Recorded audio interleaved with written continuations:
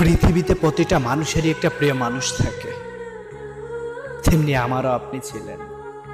জানেন, সারা দিনটা ব্যস্ততার সাথে যতই পার করি, রাতের নীরবতায় যখন বিশ্রাম নিতে যাই, আপনার সাথে কাটানো মুহূর্ত আর বলা কথাগুলো আমার কানে ঘুমপাড়ানি গানের মতো বাজতে থাকে।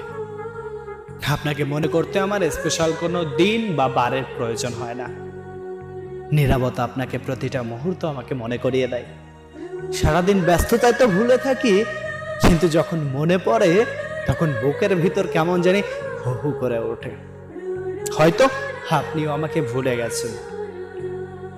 নারী নাকি অন্য পুরুষের ছোঁয়া পেলে তার অতীত সবকিছু ভুলে যায়।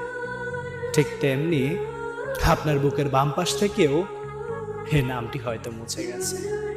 ভালো থাকুন।